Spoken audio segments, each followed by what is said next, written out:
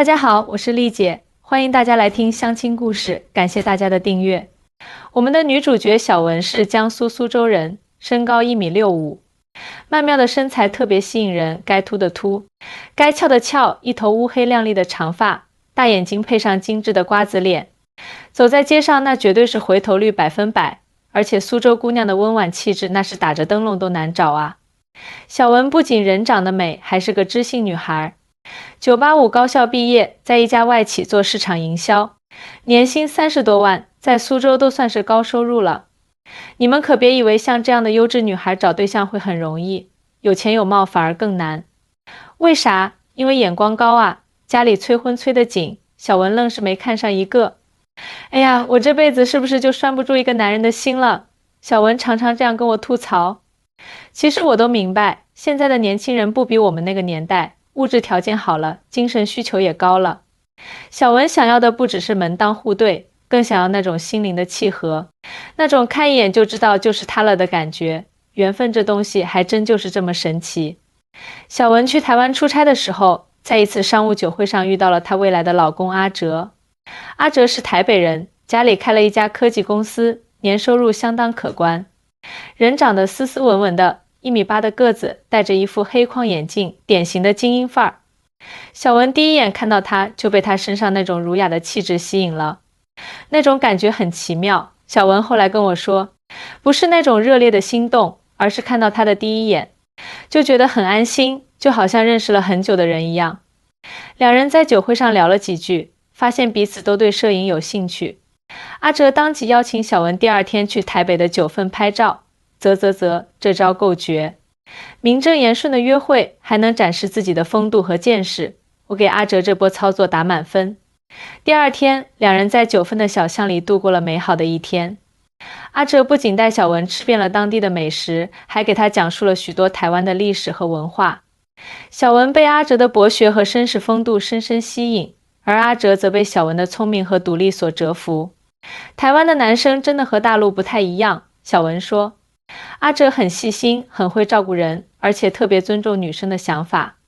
我们第一次约会，他就问我想去哪里，想吃什么，全程都是以我的意愿为主。这一点确实是台湾男生的普遍特质。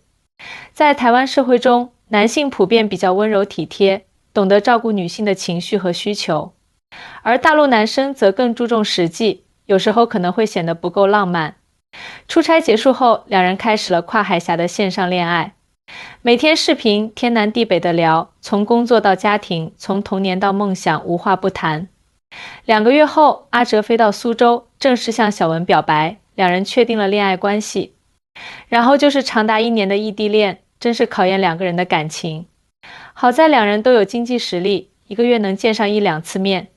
阿哲来大陆的次数比小文去台湾的多，这点让小文很感动。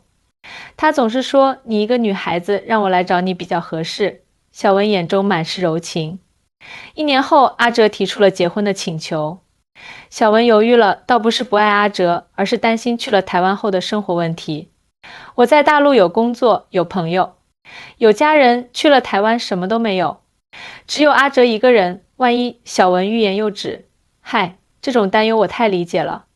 多少大陆女孩嫁到台湾后，因为不适应环境，最后婚姻破裂的例子比比皆是。而且台湾社会对大陆配偶还是有一些刻板印象的，认为大陆女孩嫁过去都是为了钱，为了更好的物质生活。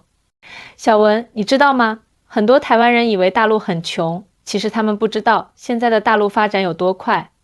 尤其是你们苏州，那可是经济特区啊， GDP 都快赶上台北了。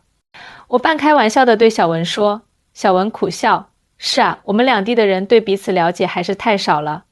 阿哲第一次来苏州的时候，还惊讶地问我们这的高楼是不是最近才建的，他以为大陆还是90年代的样子呢。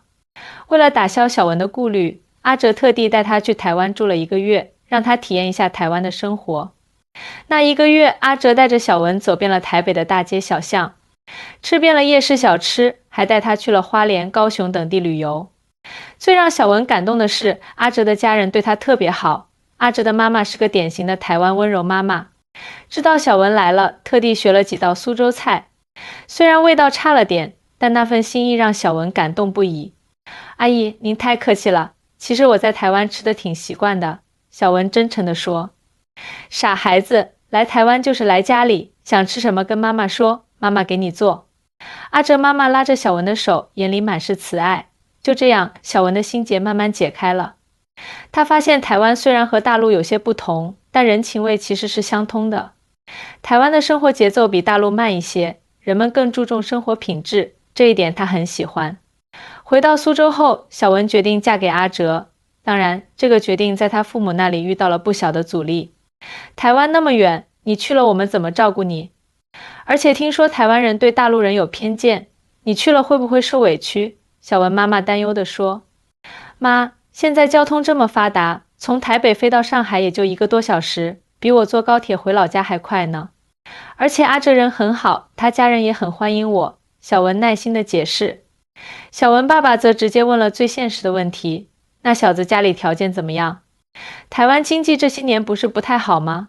他能给你什么样的生活？爸，您别听网上那些片面之词。台湾的人均 GDP 还是很高的，生活水平一点不比咱们苏州差。阿哲家里的公司做得不错，他自己也有稳定的收入。小文据理力争。这点确实是很多大陆人的误解。虽然近年来大陆经济发展迅速，一线城市的 GDP 确实超过了台湾，但台湾的人均收入和生活质量依然处于较高水平。台湾注重的是精致的小日子，而不是大陆那种大刀阔斧的发展模式。经过几番长谈，小文父母终于同意了这门婚事。婚礼在台北举行，小文穿着洁白的婚纱，在亲朋好友的祝福中，正式成为了阿哲的妻子。婚后的生活，小文适应的比想象中快。阿哲在台北市中心有一套100多平的公寓，装修的简约大方，小文很喜欢。他凭借自己的专业能力，在台北一家公司找到了工作。虽然薪水比在苏州低一些，但工作节奏更舒适。每天下班还能和阿哲一起逛夜市看夜景，生活倒也惬意。台湾的公司文化和大陆真的很不一样。小文告诉我，这边更注重工作与生活的平衡，没有那么内卷，领导也很尊重员工，从不搞什么996。确实，台湾的职场氛围普遍比大陆轻松，人们更注重生活质量，而不是一味的追求物质财富。这也是为什么很多大陆女孩嫁到台湾后会觉得生活更有品质。小文和阿哲的婚姻生活蜜里调油，两人经常一起做饭，一起看电影，周末还会约上朋友去郊外野餐。阿哲特别喜欢小文做的红烧肉和糖醋排骨，而小文则爱上了阿哲煮的牛肉面。阿哲真的很会照顾人，每天早上都帮我准备早餐，晚上回家还会问我累不累，要不要帮我捶背。小文幸福地说。台湾男生的体贴在阿哲身上展现得淋漓尽致。他不仅在物质上满足小文的需求，更懂得关心他的情绪和感受。相比之下，大陆男生可能更实际，但在情感表达上确实稍显欠缺。婚后第2年，小文怀孕了。怀孕初期的反应特别大，经常吃不下饭，晚上还会突然恶心呕吐。阿哲看在眼里，疼在心里，每天变着花样给小文做开胃菜。晚上小文一有动静，他就立刻起床照顾。怀孕4个月的一天晚上，小文突然感到一阵剧烈的恶心，冲到卫生间开始呕吐。阿哲被惊醒，立刻跟了过去，轻轻地拍着小文的背，给他递水擦嘴。没事的，老婆，慢慢来，我在这里，阿哲温柔地说。小文吐完后觉得胃里空荡荡的，特别难受。老公，我好像有点饿了，但又什么都不想吃。阿哲看了看时间，已经是凌晨3点。你想吃什么？我给你做。我突然好想吃苏州的小笼包啊，还有阳澄湖大闸蟹。小文半开玩笑地说。他知道这个时间点，别说台北了，就是在苏州也找不到开门的地方。结果阿哲拿起手机，开始翻找台北有没有24小时营业的苏州菜馆。找不到也没关系，我可以自己做啊。你会做小笼包？小文惊讶地问。不会，但我可以学啊。阿哲信心满满地说，然后真的开始在网上搜索小笼包的做法。小文哭笑不得，别闹了，都半夜3点了，我随便吃点别的就行。不行，你现在是2个人，想吃什么就应该吃什么，阿哲坚持道。最后阿哲翻遍了冰箱，用剩下的材料给小文做了一碗清淡的面条，还加了些青菜和一个太阳蛋，虽然不是小笼包，但小文吃得特别香。这比小笼包好吃多了，小文由衷地说。就在这时，阿哲的妈妈推门进来了。原来听到动静的不只有阿哲，还有睡在隔壁房间的婆婆。怎么了？小文不舒服吗？婆婆关切地问。妈，没事，就是有点孕吐，我已经给她做了点吃的，阿哲回答。婆婆看着儿子和媳妇恩爱的样子，眼眶湿润了。阿哲从小就是个懂事的孩子，但我没想到他结婚后会这么会照顾人。小文，谢谢你把我儿子变成了一个真正的男子汉。阿姨，小文也感动得说不出话来。别叫阿姨了，叫妈吧。婆婆摸着小文的头，慈爱地说，知道吗？这就是我儿子娶大陆媳妇的原因。你们大陆姑娘不娇气、懂事，还特别顾家。我儿子能娶到你是他的福气。听到婆婆的话，小文眼泪夺眶而出。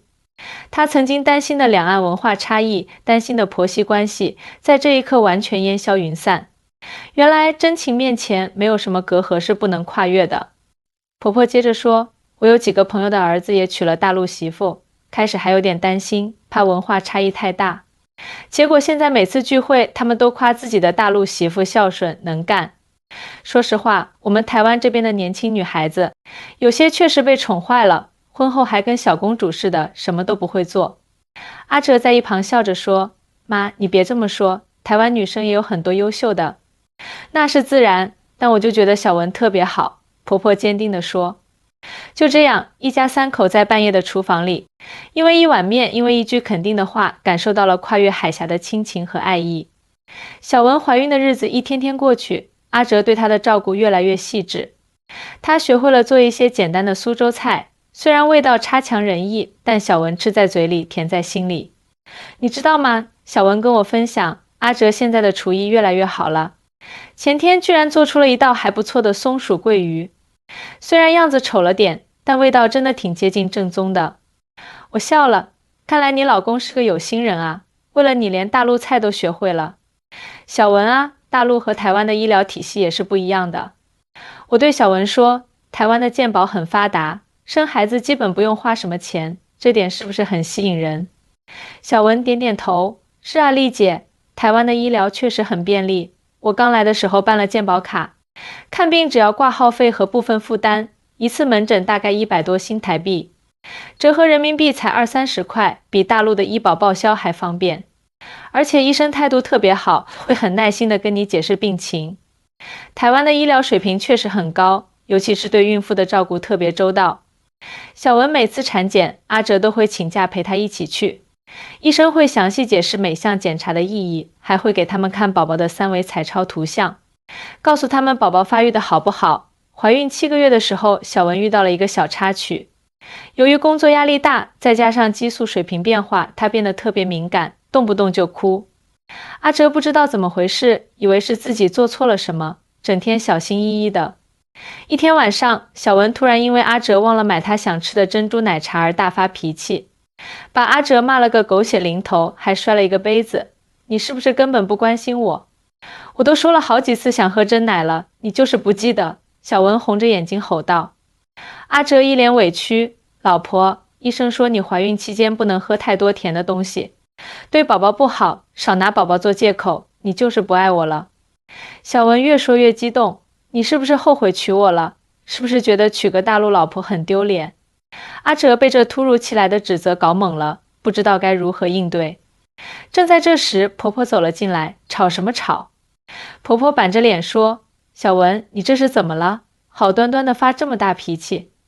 小文看到婆婆，眼泪一下子就下来了。妈，我就是想喝真奶嘛，她不给我买。说着说着，声音越来越小，像个做错事的孩子。婆婆先是一愣，然后扑哧一声笑了，就为这个。傻孩子，你怀孕了，激素分泌会影响情绪，容易暴躁是正常的。我当年怀你公公的时候比你还厉害呢，动不动就跟你公公吵，有一次还直接回娘家住了1个星期呢。阿哲在一旁惊讶地看着妈妈，真的假的？我怎么不知道这事？你当然不知道啦，那时候你爸把我哄回来，我们就说好了，这事不告诉孩子。婆婆笑着说，然后转向小文，孩子，怀孕本来就辛苦，情绪波动很正常。但也不能太任性，阿哲也是为你和宝宝好。这样，我给你煮一杯奶茶，放少量糖，既解馋又不会对宝宝有太大影响，好不好？小文破涕为笑，好，谢谢妈。阿哲也松了一口气，原来老婆的情绪变化是正常现象啊。婆婆边煮奶茶边聊起了自己当年的故事。我和你公公是大学同学，刚结婚那会儿也不容易，那时候台湾经济起飞，但普通人的生活还是紧巴巴的。我们租了一间小公寓，每天省吃俭用。怀你爸的时候，我还在一家服装店当售货员，站一整天腿都肿了。那您怎么挺过来的？小文好奇地问。还不是靠你公公的体贴和理解。他每天下班回来，看我累得不行，二话不说就去做饭、洗衣服。那个年代的台湾男人做家务的不多，你公公算是异类了。但就是这种异类，才能撑起一个幸福的家。婆婆脸上满是怀念。听完婆婆的故事，小文忍不住问：妈，您当初知道儿子要娶个大陆媳妇，心里有没有反对过？婆婆沉思了一会儿，诚实的回答：一开始确实有点担心。你知道的，两岸关系复杂，媒体上对大陆的报道也褒贬不一。而且我们这代人对大陆的印象还停留在很多年前。但当我第一次见到你，看到你温柔大方，又懂得尊重我们的生活习惯，我就知道阿哲没找错人。那现在呢？有没有后悔啊？小文半开玩笑地问。后悔什么？捡到宝了我还后悔？婆婆笑着把奶茶递给小文。你知道我那些老姐妹多羡慕我有你这样的媳妇吗？又漂亮又能干，对家里人又好。我现在出去聚会都是我先夸我媳妇。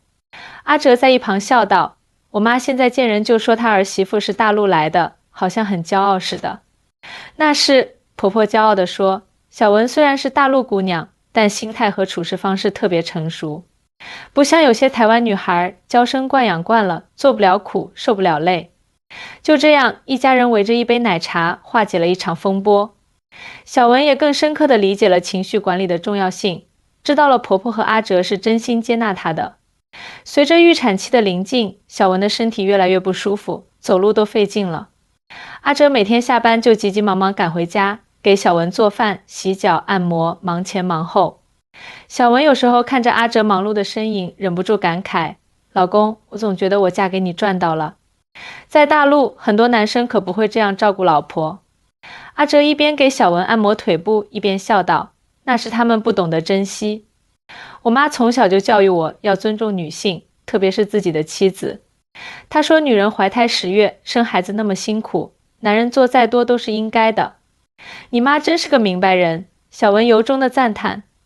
其实台湾社会整体对女性还是比较尊重的。阿哲说，虽然也有大男子主义，但普遍来说，男性会更注重分担家务和照顾妻子。这可能和我们的传统教育有关，也可能是社会发展到一定阶段的自然产物。小文若有所思，大陆这几年也在变化，年轻人的观念越来越开放了。但确实比起台湾，在家庭角色分工上还是相对传统一些。两人就这样聊着天，不知不觉就到了预产期。分娩的那天，小文疼得死去活来，阿哲在产房外急得像热锅上的蚂蚁。婆婆倒是很镇定，一直安慰阿哲说生孩子是女人的本能，不用太担心。经过6个小时的艰难产程，小文终于生下了一个7斤重的男孩。当护士把孩子抱出来给阿哲看的时候，阿哲激动的手都在发抖。老婆辛苦了，儿子真帅。阿哲进到病房，看着虚弱但幸福的小文，眼泪夺眶而出。小文微笑着说，我觉得儿子长得特别像你，特别是眼睛，又大又有神。不，他明明就是像你多一点，有你那精致的五官和白皙的肌肤。阿哲温柔地说。婆婆站在一旁，看着小小的孙子，眼眶湿润了。这孩子真好看。两岸的基因结合在一起就是不一样。小文在医院住了3天就出院了。回到家后，按照台湾的传统，小文要坐月子。台湾的坐月子和大陆有些不同，更加讲究科学，但也有很多禁忌。小文，月子里不能洗头洗澡，不能碰冷水，不能吹风，要多喝姜汤和鸡汤。婆婆叮嘱道。小文笑着点头，妈，这些在大陆也一样，我妈早就跟我说过了。婆婆又说，我给你煮了猪脚姜醋汤，对下奶特别好。你坐月子这1个月什么都不用管，只管养好身体，照顾好孩子就行。阿哲也表态，是啊，老婆，这1个月你就安心养身体，家务我来做，孩子我们一起带。有了婆婆和老公的全力支持，小文的月子过得特别舒心。婆婆每天变着法子给她煲汤，阿哲则负责照顾孩子，换尿布、哄睡觉，样样都做得像模像样。天啊，要是让我姐妹们看到，她们肯定不敢相信。小文惊叹道，在大陆，很多男人连自己孩子的尿布都不会换，觉得那是女人的事。阿哲不以为然，照顾孩子明明就是夫妻共同的责任，怎么能全推给女方呢？再说了，带孩子也有很多乐趣啊。小文看着阿哲笨拙但认真地给孩子换尿布的样子，心里满是幸福。她再次感慨自己的好运气，嫁给了一个既体贴又负责任的台湾男人。坐完月子后，小文的父母从苏州飞来台北看望外孙。小文爸爸一见到外孙，立刻被萌化了，抱着孩子不肯撒手。啧啧，这孩子长得真标致，眼睛大大的，鼻子高高的，特别像我们家小文小时候。小文爸爸骄傲地说，阿哲父母也热情地招待着亲家，特地安排了丰盛的晚宴。席间，两家人聊得十分投机，仿佛多年的老朋友。老王啊，你们大陆现在发展的真快，阿哲爸爸感慨道。我去年去苏州出差，那些高楼大厦，那些高科技企业真是让人大开眼界。小文爸爸笑道，是啊，改革开放这些年，国家变化太大了。不过我看台北也很不错啊，街道干净整洁，市民素质高，生活节奏也不那么紧张。两位老人就这样相互欣赏着对方的家乡，越聊越投机。两位妈妈则在一旁交流着带孩子的经验，不时发出会心的笑声。看着两家人其乐融融的场面，小文和阿哲相视一笑，心中充满了感动。原来爱情真的可以跨越海峡，连接两岸。原来相互理解和尊重真的可以消弭所有的隔阂和偏见。孩子满月后，小文的父母依依不舍地回了苏州。临行前，小文妈妈拉着女儿的手说，女儿，妈之前担心你嫁到台湾会受委屈，现在看来是多虑了。你公婆人好，老公也孝顺体贴，你真的很幸福。小文点点头，妈，我真的很幸福。虽然台湾和大陆有些不同，但人心都是相通的。阿哲尊重我，关心我，我们的感情也越来越深。送走父母后，小文和阿哲的生活步入了正轨。阿哲继续在公司工作，而小文则暂时在家照顾孩子。不过阿哲鼓励小文等孩子稍大些后重返职场，实现自己的事业价值。老婆，你那么优秀，不应该只困在家里带孩子。等宝宝断奶后，你可以重新找工作，或者自己创业也行。我支持你的任何决定，阿哲真诚地说。小文感动地点点头，谢谢你，老公，我确实不想放弃自己的职业规划。等孩子大点，我想继续我的营销工作，或者尝试做点跨境电商，把大陆的好东西带到台湾来卖。那太好了，我可以帮你对接一些台湾的资源。两岸经贸合作这几年越来越密切，你这个计划很有前景，阿哲兴奋地说。就这样，小文不仅收获了幸福的婚姻和可爱的孩子，还有了新的事业规划。他决定利用自己熟悉两岸文化的优势，做一些有意义的工作，为两岸交流贡献自己的力量。